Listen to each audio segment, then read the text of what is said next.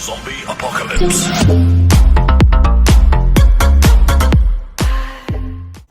What's going on, YouTube? Welcome back to another video. This is 6 Scale Economist. In today's video, we're going to be talking about Mysterio's Iron Man Illusion, also known as Zombie Iron Man. As always, first we're going to talk about this figure from a collection perspective, and then we're going to talk about it from an investment perspective. Alright. This figure was actually a bit of a heartbreak for me. I was super gassed up as soon as I saw first images of this figure. I talked about it in my other video. I thought it was unique. I thought it looked sick. I love Spider-Man Far From Home. And then, we saw the initial images, and then the listing went up, and then I said, it's $420. Like, that sucks. But, like, hey, at least it's diecast. Like, obviously, it has to be diecast if it's over $400. I was like, I'm still picking it up for sure. I really like that scene. I thought it was really cool. It's, like, unique. And then, doing a little more research, talk to more people, and then you realize this figure is not diecast. This is a plastic figure for $420. If it was diecast, they would have put it somewhere on this original listing. And that just really sucks for me because I don't know. I just don't think I can buy this figure. But first, let's just talk about it from a collector perspective. Let's get our opinions out there and our thoughts. So obviously this is from the scene in Spider-Man Far From Home where Mysterio's like messing with Spider-Man and like showing him all those like images and stuff and like trying to hit him where it hurts or whatever. This sculpt is insane. How are they able to mass produce this? I do not know. It just like the detail is just off the charts. Like you can see kind of like the skull in there, like he's like got like wires falling apart. I just have no clue how you would ever be able to mass produce this. This is like really art. It just looks great. Obviously you get like the light up features. You get like one light up eye, which is like so cool. You got like part of his like leg missing here, and you've got like some of like the illusion tech or whatever over him. It looks great in these photos, but it's just not diecast. You can't give an Iron Man for over $400 not diecast, but I also understand why this figure does cost more than $400. This must be a nightmare to try and produce, and it must be very expensive. And like this is basically like, although it's the Mark 46, like it's basically just a completely new armor because the Mark 46 obviously does not look like this. And it looked diecast to me in these photos, but it's just not. And I've seen confirmations from people who have been to Secret Bases that they 100% confirmed this is not a diecast figure. It's great though. It's cool. Also the base. I thought the base looked really cool, but I was on Jetta Patrol's live stream yesterday, and he mentioned it. He just said he just thinks like the display base looks kind of cheap. And after seeing the actual images, he's definitely right. Like, it looks don't be fooled by these pictures. It looks a lot worse in person, like, at Secret Base. Like, this just basically looks like a bunch of green plastic. Like, it's not going to be, like, lit up like this. Or if it is able to, it's going to need batteries, which, like, you have to replace all the time. So I never end up using the batteries anyways. So it's just, like, I want to have that thing lit up 24/7, but I'm not going to be replacing my batteries, once a week to do that. Also, very small, like, drone. Like, I thought it looked really cool in the initial photos, but it just looks kind of cheap, like, in person. And the green just looks like kind of cheap green plastic. Although I will give kudos to Hot Toys. This is a very unique display base, and it does look really sick. It's just the illusion mist stuff just doesn't look good. And overall, this figure was just like actually ended up being a bit of a letdown for me. I was really excited when I saw the initial images and like saw the listing go up, and I wasn't even mad that it was $420 because I was like, as long as it's diecast, that's worth it for me. I'm picking up this figure, but I just can't do it.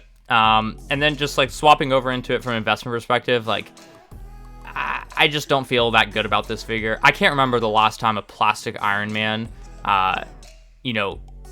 can command over. I mean, like when we've never seen a plastic Iron Man go for over $400 retail before. The starting price for this is just too much for this figure to have like really any hope, in my opinion, of doing well in the secondary market. I don't really have a great idea on where I think that this is gonna end up trading at once this figure sells out. It's got like the unique factor, but it is also like pretty substantially different from like what you'd have in like your Marvel displays. Like having like this like zombie version of like Iron Man is going to be very, very cool to some people because of how different it is from everything else in your collection. But I imagine a lot of people might have complaints saying like this just doesn't fit in with my Iron Man's or my Marvel display, and like I don't really want to like take my collection in that direction or anything, and they don't really need it on their shelf. And I kind of hear them.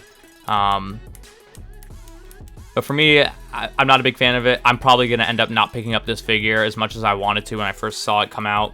But plastic, over $400, that's kind of the nail in the coffin for me. The kind of cheap-looking display base, and it just, like, it doesn't totally work with everything. If I were to get it, I would get it and have it displayed with my Spider-Man. I'd probably display it with my Spider-Man homemade suit so that I could get him in this exact pose. Because you can't do this pose with the tech suit Spider-Man. You're gonna ruin your Spider-Man if you do that. But if you could get the homemade suit, like kneeling over like that, kind of afraid with that Iron Man looking over it, that would look pretty cool. So like, I can't wait to see other people's photos when they actually do it. But like, I'm probably not going to pick up this figure. It's the nail in the coffin, no pun intended, for this figure was that it was over $400. But yeah, like. I was just kind of a little let down this. I was super excited when I saw that this was also the Mark 46 armor, obviously how it looked in Far From Home, because that is my favorite Iron Man silhouette, but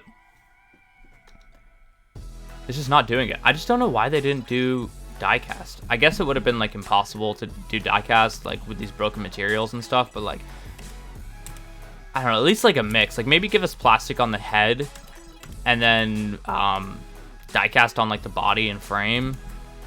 I feel like they could have made it work. Like plastic Iron Mans, like once you have them in hand, for those of you that don't have one, like it just does not feel the same as a diecast Iron Man. Like this diecast Iron Man Mark 7,